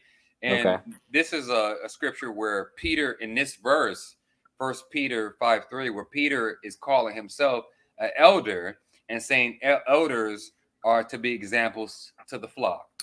Okay. So they'll say, well, Peter, we know from scripture, only had one wife, and he's an elder. He's an example to the flock. So we have to follow the example that Peter set, and we can only have one as well. Now, first off, there's two things to break down. Okay. Damn, is everybody an elder? Just like we were talking Right. about with the bishops. Damn, is Mm-hmm. everybody a bishop? Is everybody a king? First of all, we're not all kings. We're not all Right. bishops. We're not Yeah. all elders. So that's exclusivity. Yeah. But even if you want to apply that to me, okay, if you are saying based on this scripture, I have to be an example to the flock and follow Peter's example, well, what about Paul? Like we were just talking about. Paul said Yep. to be like him, and he didn't even have a Yep. wife. So am I Exactly. supposed to be single? Are you going to tell me? And then Paul talks about that there are people forbidding to eat meat and forbidding Yep. marriage. And he And was forbidding marriage. Yep. that was I think in the book of Romans. Mm-hmm. So obviously you have to dig a little deeper and realize that not only does this not apply to everybody, you have to understand that people are examples to the flock Correct. on their own particular path, and that their path may not be the path that you're destined to walk on, like Peter, who had Mm-hmm. one wife, or Paul, who had none. Correct. Correct. Absolutely. No, actually, excellent point. Excellent point. They look at, it's funny because they'll look at one example and don't look at another example, you know. So again, like I said, like we said earlier, you know, Paul espoused being single, you know, and I don't see anybody blowing the trumpet saying, "Hey, everybody be single." You know, no one's saying that, you know, even though it's okay to be single, but no one's blowing the trumpet of that. Hey, everybody break up, everyone just be single, focus on God, and that's it, right? But and they're silent on that. But when it comes to this particular topic, you know, the detractors, they have something to say. I'm like, okay, you can say whatever you want, but can you show me it is forbidden? Period. Exactly. And then they will go into like stressing crazy examples to try to prove that it's forbidden. Like one example that they'll try to use is 1 Samuel chapter 1 verse 26, and this is dealing with Elkanah, Okay. who has two wives. One of them is Penina, and she Mm-hmm. has children, and his other wife is named Hannah, and she had none. And Penina is called Hannah's adversary, and so they'll be like, "You see, that's why Okay. you can't have multiple wives. You see, damn, if you have two wives, the second Okay. wife is going to be the adversary of the first wife." Well, number one, the reason why she's called the adversary is not only because one has kids and she doesn't, but it's also because the one who has kids Correct. is teasing her. It says it in the scripture in 1 Samuel chapter 1 verse Yeah. 26, which I encourage anybody to read. It says that she's teasing Mm-hmm. her because she doesn't have kids. So you're saying that this is only exclusive in a polygynous relationship? That's a damn lie. Exactly. I mean, Exactly. that's like if you're married. Now imagine a man and a woman are married, just Mm-hmm. monogamous, and then there's another man and a woman who are married. One of them Mm-hmm. have kids, like the first set has kids. You know Mm-hmm. what? It would be like a great example. It would be like if I had a wife and Mm-hmm. I had one child, and you had a wife who had and you had no kids, and my wife was going to your wife and saying, "I ain't gonna lie, you slipping. You don't got no Mm-hmm. kids. I ain't gonna lie." Like she's Mm-hmm. teasing her. She would be her Correct. adversary. And brother, I can give you another I can give you another adversary, and I'll just use you. I'll still use one man in the same situation in a Yeah. non-polygynous relationship. Okay, put it like this here. We have this concept today, which the Bible doesn't recognize, but we have this concept today called baby mama. So you can have a child with one woman, and then you can I guess used to be dealing with, you know, another woman or whatever. Now these women you're not in a polygynous relationship with, but one could tease the other. for not having a child or not giving you a son or whatever the case may be. You know, they tease each other. That, you know, you can have a quote unquote a baby mama tease another one, and you're not in a polygynous relationship. Yeah, it's true. So now, and you see what I'm saying? So you're talking about the same guy, you're dealing with multiple women, and you're not even in a polygynous relationship. So does teasing all of a sudden disqualifies polygyny? I don't think so. You get teasing now. You know, you get that now. So no, I do not think that disqualifies it. No, it doesn't at all. And that, I think that type of thinking, and along with the indoctrination, like another great example of the indoctrination, I would say, is Amos chapter 3, verse 2, which actually, and I want the listening audience to know all these scriptures that I'm saying. The reason why I'm saying them is because I heard them on Debate Talk for You. This is where I heard them at, and I wrote them all down. And it was like people who was like anti-polygynous, and so I wrote down the scriptures they used and what they said. So that's where I'm getting these scriptures. I'm not just making these scriptures up. This is stuff that I actually heard on air. And again, Amos 3:2, and it goes like this. It says, "You have I only known of all the families of the earth, only you." And so they'll say, like with Ezekiel 37 and all the other scriptures, they'd be like, "You see, it said only you of the families of the earth, only you one." Like Ezekiel 37, two sticks becoming one. Like Adam and Eve, one rib, one wife. And so these scriptures, it's not the one scripture that gets you. But if you were to hear the scripture from Genesis with the one rib coming from Adam, making one wife, and you heard Ezekiel 37, two sticks becoming one. And then you heard Amos 3:2, you know, of all the families, only you have I heard. You might get tricked. And this is how indoctrination works. It's not the one scripture that gets you, it's the multiple scriptures that get your butt in the long run. I don't know if you want to add anything to that. No, it's going down a rabbit trail. You're right. So what they do, they'll just lead you. You know, they'll lead you with that. And again, they'll give you a scripture, or, a half a scripture or a scripture, and that's true. That's obvious. And then they'll move to another one that kind of gets a little bit off the trail. It deviates a bit, and so on and so forth. Until it's kind of like in geometry when you're off just the slightest integer. In the long run, you're way off. So the longer they go, the further away you'll be from the actual truth or the actual point. But that's all I wanted to add to it. Yeah, like Revelation 19, like Revelation 19:7. It talks about in Revelation chapter 19:7, it says, "The marriage of the Lamb has come, and his bride made herself ready." So they'd be like, "Damn, I got you. You see? Who the Lamb is Christ, and he only got one wife. So if Christ only got one wife, you should only have one wife." And then first off, it's like, wait, hold up. First of all, Amos 3:2, as we was talking about, of you all the families have I known, talking about Israel. Is Israel made of a singular person or multiple people? Is the bride of Christ, the church, is it made of one person or is it multiple people? It's more in line with a polygynous establishment versus a monogamous establishment. So even by their own argument, it doesn't make any sense. Agreed. And then I would even go further and say, would God ever compare himself to a sinful relationship? Like, what I mean, would God ever say, "Yeah, and I eat pork, and I eat shrimp, lobster, and crab"? Would God say, "And I work 7 days a week, including the Sabbath"? Would God say, "And I worked on the holy days as well"? Would God say, "And I slept with all manners of creatures, I slept with animals"? Would he say, "Oh, I slept with a man," or "I have a husband"? You would say, hell no, God would never say that.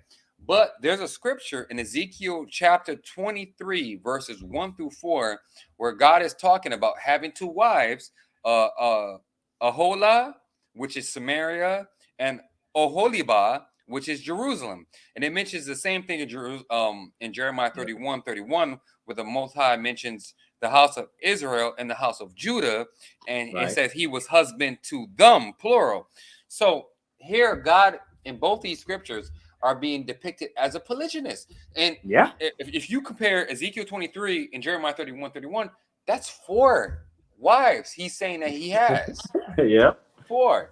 And I set it up purposely like that because I want people to establish in their mind. They know damn well God wouldn't say that he has a husband.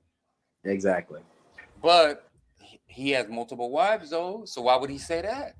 Exactly. Like, obviously, he would never compare himself to something that he himself deems wrong. Mm-hmm. Absolutely. Absolutely. You're right. And he did it in multiple, I'm going to make a new covenant in Jeremiah 31:31. I'll make a new covenant with house of Israel and the house of Judah. You go to the New Testament, as I mentioned earlier, the 5, virgins. Interesting that they're virgins. I mean, the 10, I keep saying 5, but the 10 virgins that they're, 5 foolish and 5 wise, but who are they waiting on? They're waiting on their husband, So I'm just, it's such a, I mean, it's really no way. Honestly, there's no way of getting around it, brother. There's just no way of getting around it. You just can't. Now, a big thing that a lot of people don't understand or accept is the Levirate law or Levirate law, or however you want to pronounce it. And it can be found in Deuteronomy chapter 25:5. And it's talking about if brothers dwell together and one of them die, that the living brother must marry his wife and raise up their first child in the deceased brother's name. Now, in this scripture, what people have to realize is that it doesn't say he has to be unmarried. It doesn't say that, correct. It only applies if he's unmarried. It just says, no, if your brother died, you got to marry his wife and your first child with that wife, you got to raise up in your brother's name. It belongs to him. Yeah. So what a lot of people don't realize is that this is forcing you. This law of God is forcing you to be a polygynist, whether you want to or not. Yes. Like, I could be single. Whether you want to or not. Yep. I could be single and say, hey, you know what? Right. I don't want to do this. I'm happy with my one wife, but because of this law, unless I want to be wicked, now I gotta take another wife now. And you think, first off, does any brother really want to take their deceased brother's wife to marriage? Hell no. Exactly. I don't want to marry her. Exactly. My brother was with her. I look at her as a sister. What do we say? My sister-in-law. Yep, exactly. I don't want to marry her. Yeah, you want to know what's interesting about that? What's interesting about that is one of the things you pointed out was that you really didn't have a choice, because when you go back to first of all, you're talking about a society that was polygynous, and then you bring up the Levirate law, and then you look at Onan, where he refused to give the woman seed, that type of thing, and he got he got in trouble for that. But that was under the Levirate law. He did not want to fulfill the Levirate law. You know what I'm saying? So in that case, it's not even an option. It's like you said, you're supposed to take your brother's wife. If he brought up no seed, you're supposed to take your brother's wife. And then you go to the one. Remember the story, and somebody in the chat can help me with it. I'm just paraphrasing, but remember where the guy refused to bring up seed in his brother's name, and then the woman can take him to the elders and unlatch his shoes and spit in his face and all that other stuff. That's he refused to do it, right? It's the same scripture in Deuteronomy 25:5. It's the same one. Okay, it's the same. The Levirate law, like if he refuses to do it. Now, some people would say, well, I mean, he got to, I think it's a very wicked argument to say, because you're saying that, well, I mean, the punishment is not that bad. So some people would try to not use this scripture as an example. Right. But it's like, think about what you're saying. This is still a law. So you're saying because this law of God doesn't include death, I'm going to pass on that one. I'll take that. I'll take that charge. It's like, damn, that's pretty wicked, though, to think like that. Yeah, that is wicked. But then Onan, remember the one? Well, they try to use it because he he let his seed hit the ground or whatever. But no. It's a bad thing. And first off, that's in Genesis chapter 38a. Okay. Genesis chapter 38, verse 8, and that is dealing Okay. with Judah's firstborn, who was Right. wicked in the sight of the Lord, and God killed him. And then Right. Judah said to Onan, go into his wife and marry her and raise up seed to your brother. Now, like what you were talking about, he actually married her, but when it came time Right. for when it came time to climax, he pulled out, and he just released Correct. his seed on the floor, and God slew him. And this is before the law, so this is showing that God does care about the Levirate law, and that you're supposed to do this. So Exactly. So God cares so much about this law that not only is it mentioned in the law that I got to marry my brother's wife because he died, and you're telling me not only do I have an example of somebody dying over this, you're telling me that I got to do this. You didn't give me a pass. Like, you didn't say, like, except if he be married. Like, you didn't say that to me. You said I got to do this. So, like Isaac with Rebecca, it doesn't even matter because I'm exclusive, and I just want to, because a lot of times, and I want to put this. You got to do this. I want to put this disclaimer out. A lot of women I've heard say, "Okay, if you could be polygynous, damn, how come every man doesn't have multiple wives?" Well, why the hell Isaac didn't? You think every man wants multiple women? I mean, you all have your different cycles. You have different period cycles, and you're emotional. You're called the weaker vessel. You're gonna nag me. You're gonna bother me. So I might not want all that emotional. Well, first off, Paul himself said that it's better to be like him and not even have one. Be single, 0, right? So you could better serve God. So if Paul's saying I should have 0 to better serve God, well, just with 1, I'm not like Paul who has 0. I'm not serving God to the best of my capability. Now I got 2. Now I got 3. Now I got 4. Now I got 5, and I have to constantly deal with your emotional problems, and it might annoy me. It might annoy me. Like, to anybody out there who has kids, I have kids, and even with my kids, sometimes it's like, oh my God, like, what do you want? Like, what's happening now? It weighs on you. And the funny thing is, it's funny, and I'm only thinking of this as you're talking, right? The funny thing is, people think that it's usually one-sided. They think that we talked about earlier, being selfish and stuff like that. But there's really not a ton of benefits that we can list that the polygyny benefits the man, right? Because it actually, if done correctly, it benefits the woman. And then it says nothing about the women who actually, it's their idea. I met somewhere where it was their idea. That's something that they wanted. I mean, I've known brothers where their wives are like, "Hey, I can really use some help. I can really use a sister wife or something like that." But no, nobody wants to talk about that. But again, if done correctly, okay, they think that a man has an extra sexual partner. Okay, what are the other benefits? You see what I'm saying? So the list is pretty short in that sense, right? Pretty short as far as and I'm saying that to the detractors. The ones who are pro, they can list more things. But if you ask a detractor, what is the benefit, to the man? Obviously, they want to go to the one thing, and that's having an extra partner. They want to go to that. But you say, okay, so what do the women get if done correctly? What do the women get?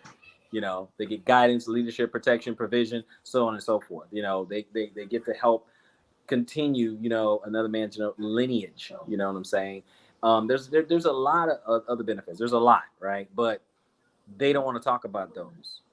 They really don't. And I'm really fighting the urge to kind of get into a lot of modern concepts and things. Things we talked about off air with modern relationships and things like that. So I won't go into it right now, especially since we're coming up on, what do we got, 10 minutes, basically 5 minutes actually. If you wanted to do 2 hours, we got 5 minutes left, so I won't get into those things. I want to end it at 10. I want to end it at damn, I had so much else to say, but I thought, Okay, 5 minutes. Okay, I so thought we we got would, 5 minutes. Go ahead. yeah, I thought we would get so much further in 2 hours. You know, some things when you have write down in your notes, it seems like you could just read it like that, but you don't anticipate Yeah, that when you're talking about it, it's longer yeah, than versus read it on a yeah. piece of paper. Oh yeah, Um, oh yeah, but what I absolutely. want to add to the leverage law, the final thing I want to add to, I guess you know what? I guess I'll leave it at the leverage law. Now, Okay. people may say, you know what, brother Danny, brother Robert, that's you saying that people are becoming polygynous because of the levirate law. It don't Mm. say that in the scripture. Well, I want to point something out historically that shows exactly that.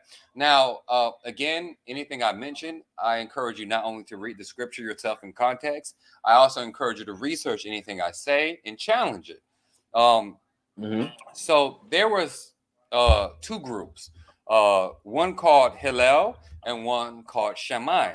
Now they were two Mm-hmm. leading groups that led that was of the last century BC and the first century AD, founding schools of opposing Jewish thought. And the opposing thought of these two groups greatly influenced the thought process of the Pharisees during the time of Christ. Now, check Mm-hmm. this out. Um, this is what they said. It says, now listen to this. It says that the continued practice of the Levirate law and how it evidently led to polygyny was believed under Mm. the house of Shammai, but not of Hillel. There you go. So what does this mean? Mm. It means that there was people during the time of Christ that actually thought you could become polygynous as a result of the Levirate law, which is exactly what I'm Absolutely. saying. And now you might say Yes. today, um, um, if oh well, that was back then. You have to go deeper than that. In Correct. 2023, there are people who think that you can't do it versus you can, like us, and thinking that the Levirate law Right. can make you a polygynist, like what we're saying. And 2,000 years ago, there was people teaching the exact same dang thing. There's no difference. And they were saying a lot more than that. We got like 2 minutes left. I'm gonna say, um, I'm gonna hold off the rest because I didn't expect it Okay. to take this long. Uh, That's but okay. In fairness, we said it's multiple parts. So yeah, I'm not gonna lie. I think it's gonna be. I thought it was gonna be like a two-parter, but based yeah, on this, it might be a four-parter. it may. Yeah, but it's okay. Just leave it open. Just tell it's multiple parts, but that's okay. I don't know if you wanted So just leave it open. Not a problem. to end it off with any No, closing well, argument or closing what I'll statement. do what I'll do no what I'll do is to finish up. Yeah, no. Well, to finish up, what I'll do is I'll do a closing statement. But let's see. I want to see if there's any pressing questions, real quick, and I'll just throw it out there at you. And I think some of them are pretty short. But like one, it says, Sister Christiana said, what about people who say when Jesus came, he said you can only have one wife? It never happened. But I'm sorry if you want to jump on that. No, I think that's a pretty Okay, short statement as well. no I don't problem. ever recall him ever saying you can only have one. But it might be in regard to what we brought up, the bishop statement, which wasn't said by Jesus, by the way, it was said by Paul. Right. But Jesus himself never addressed that a man can only have one wife. Right, agreed. Next one, it says, are these, Brother BA saying, are these to responding to actual teachings or something that some people believe to be sin? My answer to that is it's both. I've seen actual teachings of it, and I've actually just seen like conversations, like whether it be like in Clubhouse or on YouTube or something like that. Conversation. Yeah, So for me, it's both. We're responding to both. To me, I agree. okay. For me, And it's let's both. see It's here. both as It says, well. would you say you agree? Okay. Yeah, exactly. So would you, let's see here. It says, would you say the kingdoms being split was Yahweh's will? Uh, Of course. yeah, I mean, is that what he wanted? No, but it's part of the plan. It's It's part of like the plan. it's It's like part of every the plan for the two it's like kingdoms to come back together as one. every But time in the Book of that's just a short Judges. answer. So, but Yeah, you can go ahead, and that's the last question too. it's like every time in the Book of Judges that Yeah, Israel as went far into as it's well. slavery. Like he didn't Yeah, want them to all do it, but he kept doing it because they kept rebelling. So it's something that had to happen because of their rebelliousness. yeah, yeah. I agree, 100%.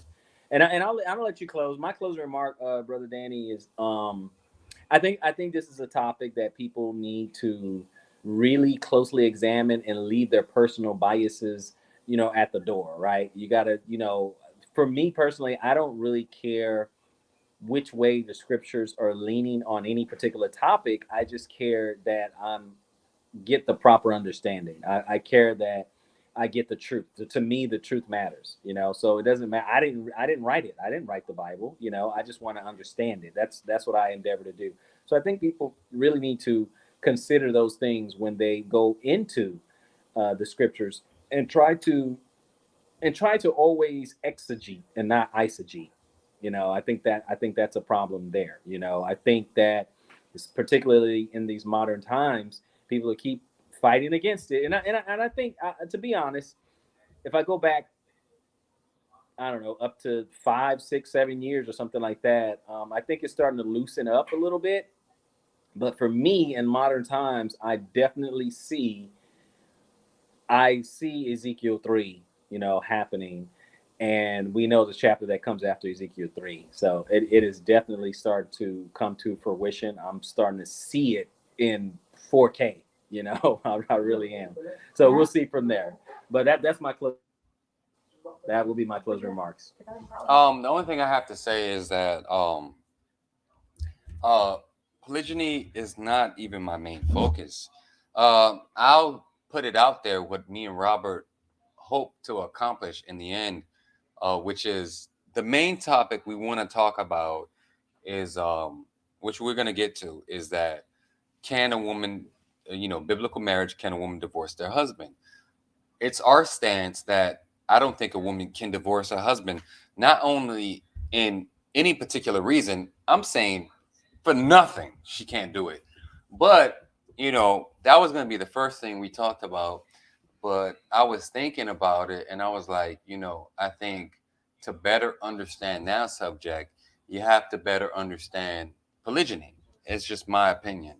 I could be wrong. But I think once a man can have multiple wives, it starts becoming crazy the idea that a woman could divorce a man. And then we're gonna get into like the jealousy test with Numbers chapter 5, and you see there's no jealousy test for a woman, and you start thinking like this is crazy. Like, what the hell are we even talking about? So, and not only that, I mean, there are people now, and we didn't get into it today because we're still kind of talking about. Me and Robert are still kind of trying to prove right now, not kind of, we are proving that polygyny is not a sin. But what we haven't talked about is under what circumstances can one have more than one wife. And we're gonna get into that with part two, because there are some people who say that you can only have a second wife if you get permission from your first wife, which is untrue. They even go as far as saying that the second woman has to go to wife the wife of your youth, and she has to basically get clout. And if she doesn't do that, then she's stealing, quote unquote, as I've heard men say, "Oh, she's trying to steal your husband." And I don't even know where they're getting this from, because it doesn't mention this anywhere in the scriptures. But men are teaching this. They make it seem like you have to have elders, a community, and if you don't have elders, a priest, a pastor, a bishop, that polygyny can't even be properly regulated, and even divorce can't be properly regulated due to alimony and child support circumstances. So I hope in the future, I mean, this is going to be a series, not just with polygyny and divorce, but uh, even in the future, I know Robert wants to go into it, and I can't wait to do that with red pill, blue pill, and it's the mindset Right. of what type of reality do you live in? Like, do you accept the norms of reality, or do you challenge those ideals? And I can't wait for it. I'm excited, and this has been a great talk for me. Absolutely. I thoroughly enjoyed it. And like I said, it's really a bigger, this is just where we started. We want to get into biblical marriage and getting in, woman divorcing, can a woman divorce her husband, and just kind of getting to what's going on in our modern society, and Yeah. how things have just really fall off the rails. And we'll get into it more. We'll get into it more. But for me, my closing remark is just, I appreciate those who did join us and those who will see this a little bit later. And don't forget, this is just the beginning. It's just a foundational piece, and we still have more things that we want to add to it. Yeah, I agree definitely. I enjoyed the conversation. For all you brothers and sisters out there who have listened or who listen in the future, as always, precept upon precept, and just study your word. And I think if there's one final thing I would say, if somebody can't show you something in the Bible, like like if they go outside the Bible, and I don't care where they go, like I mean, I may have went into historical evidence with like the house of Hillel and Shammai, but it was based off the show that people were debating about Deuteronomy chapter 25 during the time of Christ. I never went and to try to prove a scripture or to prove a point of thought without having a foundation of a scripture. And so if anybody does that, I would say be careful, because some people will try to teach you a doctrine, and not only will they not use one scripture from the Old Testament, sometimes they try to prove their argument just from the Apocrypha only. And you can use the Apocrypha for historical evidence or to back up something you're trying to teach, which I'm fine with. But if there's nothing in the Old Testament that talks about what you're talking about, and you can only teach what you're teaching off of historical evidence or the Apocrypha, I think that's very dangerous. So I would err a wind of caution. I mean, that's all I got, bro.